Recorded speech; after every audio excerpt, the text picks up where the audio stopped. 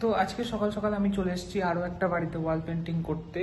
তো যে বাড়িটায় আমি পদ্ম এঁকেছিলাম সেই বাড়িটারই আর একটা সিঁড়ির ধাপ। তো এই যে তোমরা পেছনে দেখছো যে সিঁড়িটা, সিঁড়ির বরাবর আমি কলকা মতো আঁকবো, যেটা আমি তোমাদের কালকে আঁকা দেখিয়েছিলাম ওইটারই প্যাটার্ন একটু অন্য রেখে একদম সোজা তুলবো আর কি। তো চলো শুরু করি, তোমরা দেখো। তো আমি প্রথমে এরকম একদম ব্লক করে কলকাটা এঁকে দিলাম। কলকা বলতে মেন যে লাইন তোমরা হয়তো দেখতে পাচ্ছ, একদম সিঁড়ির সাথে লেভেল সমান্তরাল করে আমি কিন্তু ব্লকটা এঁকে নিলাম। ব্লক বলতে মেন যে হেডলাইন সেটা একদম সরু তুলি দিয়ে এঁকে দিলাম। তো এবার আমার কাজ হচ্ছে এই ভেতরগুলো ভরানো আর কি, ভেতরে পাতা এঁকে কলকা এঁকে ভরানো।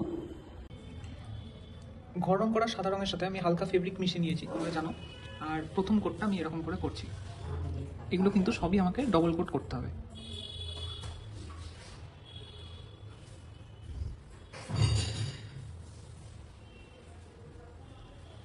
এগুলো কিন্তু কোনো পেন্সিল কাটার কোনো কেস নেই, সমস্তটাই তোমাদের হাতের উপর ডিপেন্ডেন্ট।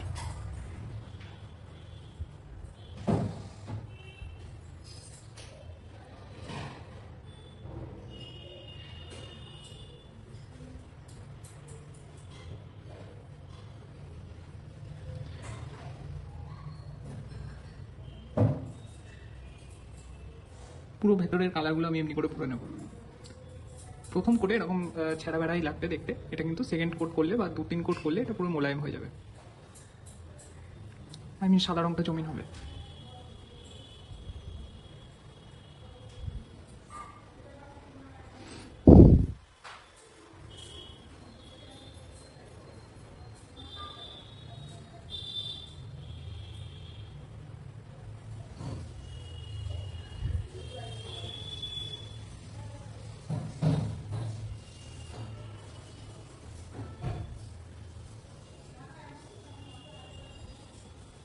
বেসিক আউটলাইনগুলো তোমাদের নিট অ্যান্ড ক্লিন রাখতে হবে, তবেই জিনিসটা ফিনিশিং ভালো লাগবে দেখতে।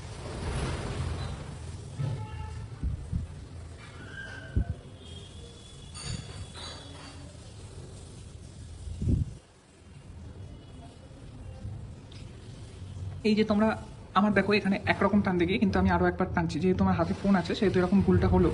তো আমি কিন্তু ভয় পাচ্ছি না। তোমাদের যদি এরকম হয়, হাতের আঁকা তোমরা যেভাবেই হোক তোমাদের ম্যানেজ করতে হবে, এই হচ্ছে কেস। এখানটা যেটা এরকম হলো সেটা কিন্তু আমি এমনি করে ইজিলি চালাকি করে মেকআপ করে দিলাম। তো এই বুদ্ধিগুলো কিন্তু তোমাদের কাজের সাথে সাথে রাখতে হবে।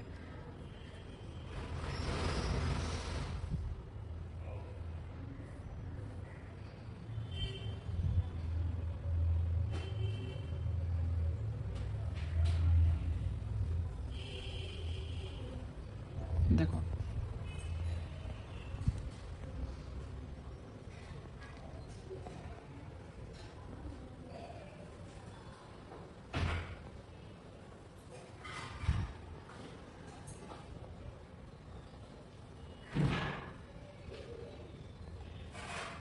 এই জায়গাটা ফাঁকা লাগছিল বলে কিন্তু আমি এরকম পাতা করে ব্যাপারটা ভরাট করে দিলাম।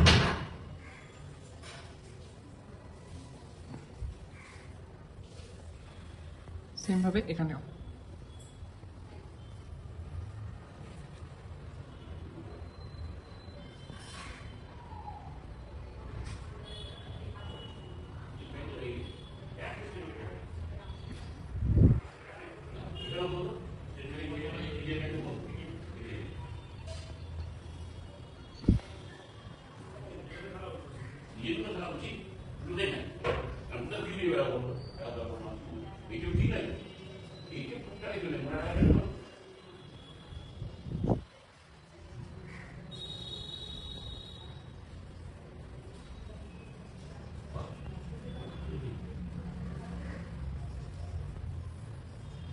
তো এই হচ্ছে আমাদের বেসিক এক একটা কলকা।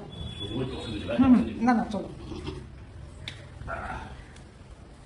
তো এমনি করে আমি কিন্তু প্রত্যেকটা কলকা না না কিচ্ছু চলতে হবে না, থাক। না ওখানে যাবে না।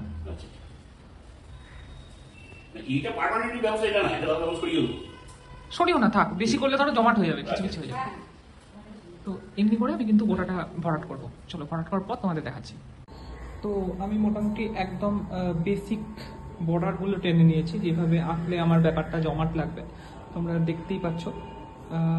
যেহেতু বড় ওয়াল, সেহেতু আমি বেশ বড় বড় জায়গা নিয়ে এঁকেছি আর কি কলকাগুলো।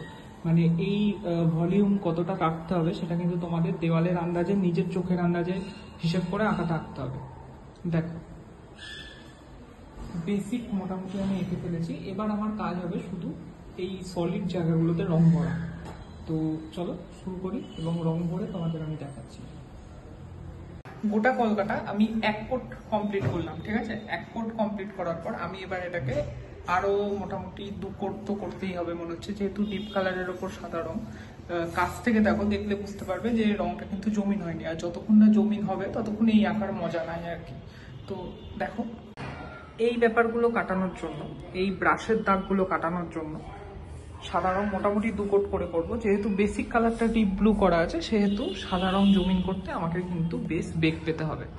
তো করে ফেলাটাও খুব একটা সময় সাপেক্ষ না, কাজ করে তোমাদের দেখাচ্ছি। 2-3 কোট কমপ্লিট করার পর আমার আঁকাটা অ্যাকচুয়ালি এরকম দাঁড়িয়েছে, তো দেখতেই পাচ্ছ তোমরা। আর আমি শুধু এর মাঝে মাঝে যে বড় পাতাগুলো রয়েছে, সেই পাতার মিডিলে ওয়ালের যে ব্লু কালারটা রয়েছে, সেই ব্লু কালারটা দিয়ে একটু শীট টেনে দেবো, তাহলে দেখে ভালো লাগবে আর কি, ডিটেলিং লাগবে। মিডিলে শীট টেনে কমপ্লিট করে নেওয়ার পর আমার আঁকাটা এরকম দাঁড়ালো। তো এবার তোমরা দেখে বলো, কমেন্টে জানাও কেমন লাগছে। ভালো লাগলেও জানাও, খারাপ লাগলেও জানাও। আর পরের ভিডিওর অপেক্ষা করো, খুব তাড়াতাড়ি দেখা হচ্ছে নতুন ভিডিওতে। টাটা।